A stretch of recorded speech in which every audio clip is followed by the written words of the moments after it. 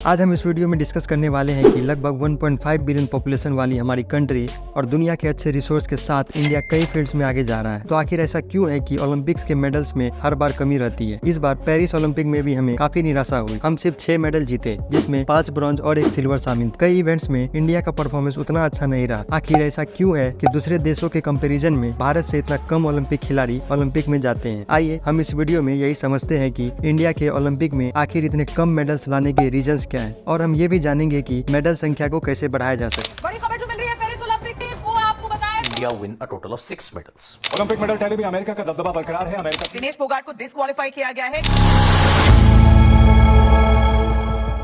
ये एक बहुत बड़ा क्वेश्चन है कि इतना बड़ा देश होने पर भी हमारे पास इतने कम मेडलिस्ट क्यों हैं। यह बात शुरू करने से पहले यह नोट किया जाना चाहिए कि ऐसा बिल्कुल भी नहीं है कि इंडियन प्लेयर्स के पास स्किल सेट्स की कमी है। दोस्तों, इंडिया में क्रिकेट और हॉकी की टीम और यहाँ तक कि फुटबॉल की टीमों का प्रदर्शन काफी अच्छा रहता है। हमारी क्रिकेट और हॉकी टीम तो दुनिया में फाइनेस्ट टीमों में गिनी जाती है। लेकिन इसके अलावा कई स्पोर्ट्स हैं जहाँ इंडिया को फोकस करना बहुत जरूरी है। इंडिया का ऐसा अंडर परफॉर्मेंस कई बातों पर डिपेंड करता है, पर कुछ मेजर इशूज हैं जिन पर काम इंस्टेंटली शुरू हो तो बेहतर है। इन इश्यूज में superstition beliefs, poverty, lack of recognization, poor infrastructure.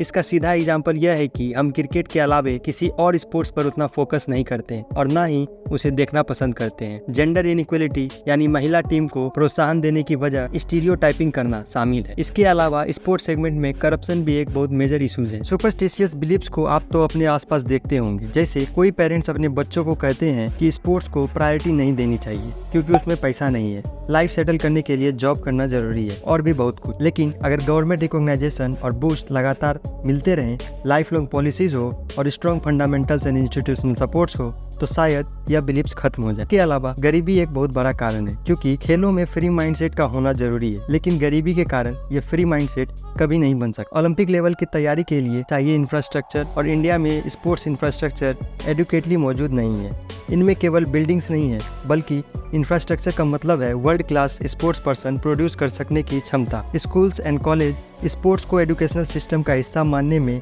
अभी भी पेरेंट्स और टीचर्स को दिक्कत होती है। फिजिकल एजुकेशन क्लासेस अननेसेसरी मानी जाती है। इसके अलावा सभी मेजर स्पोर्ट्स में करप्शन के कारण सब बर्बाद होता जा रहा है। हॉकी हो, एथलीट्स हो, वेट लिफ्टिंग हो, सभी में करप्शन की रिपोर्ट्स आते रहती है। यहाँ तक कि कई रीजनल्स या ग्लोबल स्पोर्ट्स ऑर्गेनाइज किया जाता है तब भी करप्शन की रिपोर्ट आते रहती है। जैसे कि 2010 का कॉमनवेल्थ गेम्स का स्कैंडल आपने सुना होगा।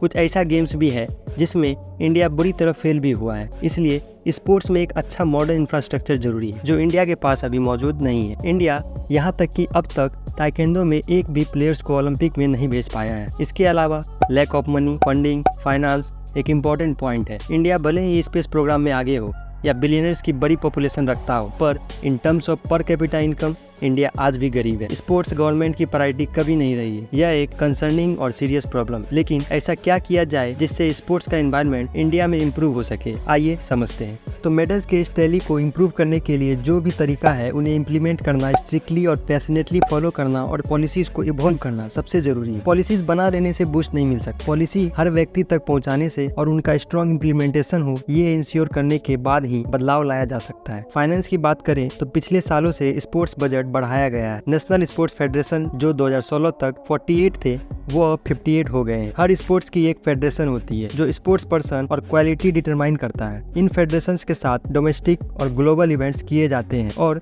क्योंकि ओलंपिक्स एक इंटरनेशनल स्पोर्ट्स है तो फेडरेशन के ना होने से एक बैरियर क्रिएट हो जाता है और स्पोर्ट्स पर्सन को रिकॉग्नाइजेशन नहीं मिलती। गवर्नमेंट इनिशिएटिव्स जैसे खेलो इंडिया प्रोग्राम स्पोर्ट्स के पीछे के साइंस पर भी फोकस करते हैं। 2014 में इंडिया का एक फ्लैगशिप प्रोग्राम डेडिकेटली ओलंपिक के लिए तैयार किया गया था। टारगेट ओलंपिक पोडियम स्कीम को पिछले 5 सालों में मेजर सक्सेस मिली है और 126 एथलीट्स और टीम इसका हिस्सा है। इसमें से कई टोक्यो ओलंपिक्स में क्वालिफाई करके पहुंचे थे। इसके अलावा इंडिया को स्पोर्ट्स में रोल मॉडल्स की बहुत ही ज्यादा जरूरत है। हमें स्पोर्ट्स में ज्यादा से ज्यादा रोल मॉडल्स प्रोड्यूस करने चाहिए। रोल मॉडल्स होंगे तो इंस्पिरेशन होगी, और इंस्पिरेशन अच्छे स्पोर्ट्स पर्सन प्रोड्यूस करेगी जो आगे चलकर खुद रोल मॉडल्स बन जाएंगे। तो आपको ये वीडियो कैसा लगा हमें कमेंट सेक्शन में जरूर बताएं, और इस वीडियो को ज्यादा से ज्यादा शेयर करें। जय हिंद।